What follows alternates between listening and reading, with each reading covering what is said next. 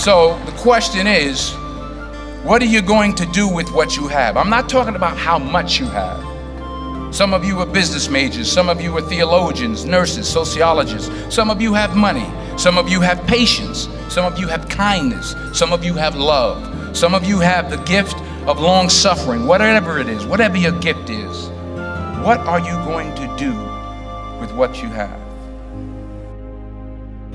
Fail big. That's right. Fail big. Today's the beginning of the rest of your life, and it can be very frightening. It's a new world out there. It's a mean world out there, and you only live once. So do what you feel passionate about. Take chances professionally. Don't be afraid to fail. There's an old IQ test, was 9 dots, and you had to draw 5 lines with a pencil within these 9 dots without lifting the pencil. The only way to do it was to go outside the box. So don't be afraid to go outside the box. Don't be afraid to think outside the box. Don't be afraid to fail big, to dream big. But remember, dreams without goals are just dreams, and they ultimately fuel disappointment. So have dreams, but have goals. Life goals, yearly goals, monthly goals, daily goals. I try to give myself a goal every day. Sometimes it's just to not curse somebody out. Simple goals, but have goals. And understand that to achieve these goals, you must apply discipline and consistency. In order to achieve your goals, you must apply discipline, which you have already done, and consistency every day, not just on Tuesday and miss a few days. You have to work at it every day. You have to plan every day.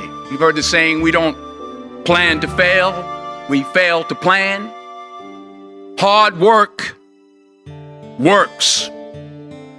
Working really hard is what successful people do. And in this text, tweet, twerk world that you've grown up in, remember, just because you're doing a lot more doesn't mean you're getting a lot more done. Remember that. Just because you're doing a lot more doesn't mean you're getting a lot more done. Don't confuse movement with progress. My mother told me, she said, yeah, because you can run in place all the time and never get anywhere. So continue to strive, continue to have goals, continue to progress. I found that nothing in life is worthwhile unless you take risks. Nothing. Nelson Mandela said, there is no passion to be found playing small and settling for a life that's less than the one you're capable of living. Now, I'm sure in your experiences in school and applying to college and picking your major and deciding what you want to do with life, I'm sure people have told you to make sure you have something to fall back on. Make sure you got something to fall back on, honey. But I never understood that concept, having something to fall back on. If I'm going to fall, I don't want to fall back on anything except my faith. I want to fall forward. I figure at least this way I'll see what I'm going to hit. Fall forward. This is what I mean. Reggie Jackson struck out 2,600 times in his career, the most in the history of baseball. But you don't hear about the strikeouts. People remember the home runs. Fall forward. Thomas Edison conducted 1,000 failed experiments. Did you know that? I didn't know that. Because the 1,001st was the light bulb. Fall forward. Every failed experiment is one step closer to success. You've got to take risks, and I'm sure you've probably heard that before, but I want to talk to you about why that's so important. I got 3 reasons, and then you can pick up your iPhones. First, you will fail at some point in your life. Accept it. You will lose. You will embarrass yourself. You will suck at something. There's no doubt about it. And I know that's probably not a traditional message for a graduation ceremony, but hey, I'm telling you, embrace it, because it's inevitable. And I should know.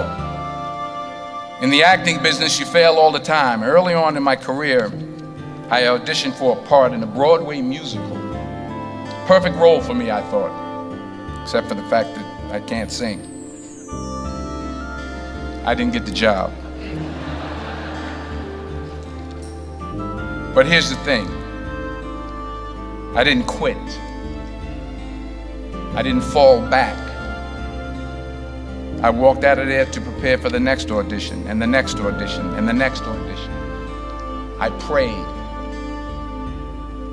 I prayed, and I prayed.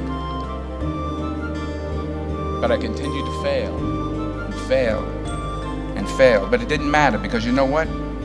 There's an old saying, you hang around the barbershop long enough, sooner or later you're gonna get a haircut. So you will catch a break, and I did catch a break.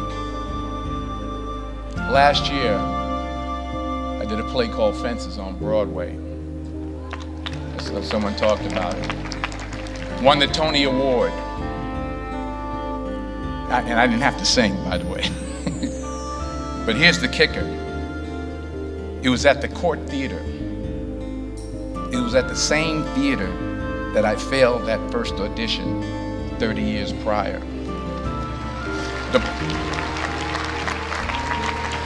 The point is, and I'll pick up the pace, the point is, every graduate here today has the training and the talent to succeed. But do you have the guts to fail? Here's my second point about failure. If you don't fail, you're not even trying. I'll say it again. If you don't fail, you're not even trying. My wife told me this great expression. To get something you never had, you have to do something you never did. Les Brown's a motivational speaker. He made an analogy about this. He says, imagine you're on your deathbed, and standing around your deathbed are the ghosts representing your unfulfilled potential. The ghost of the ideas you never acted on. The ghost of the talents you didn't use. And they're standing around your bed, angry, disappointed, and upset. They say, we came to you because you could have brought us to life, they say. And now we have to go to the grave together. So I ask you today, how many ghosts are going to be around your bed when your time comes? Because the chances you take, the people you meet, the people you love, the faith that you have, that's what's going to define you. Never be discouraged. Never hold back. Give everything you got. And when you fall throughout life, and remember this, fall forward. Say thank you for grace. Thank you for mercy. Thank you for understanding. Thank you for wisdom. Thank you for parents. Thank you for love. Thank you for kindness. Thank you for humility. Thank you for peace. Thank you for prosperity. Say thank you in advance for what's already yours. That's how I live my life. That's why I am, one of the reasons why I am today. Say thank you in advance for what is already yours. True desire in the heart for anything good is God's proof to you, sent beforehand to indicate that it's yours already. I'll say it again. True desire in the heart, that itch that you have, whatever it is you want to do, that thing that you want to do to help others and to grow and to make money, that desire, that itch, that's God's proof to you, sent beforehand already to indicate that it's yours. And anything you want good, you can have. So claim it. Work hard to get it.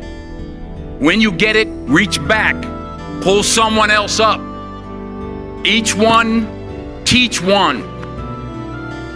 Don't just aspire to make a living. Aspire to make a difference.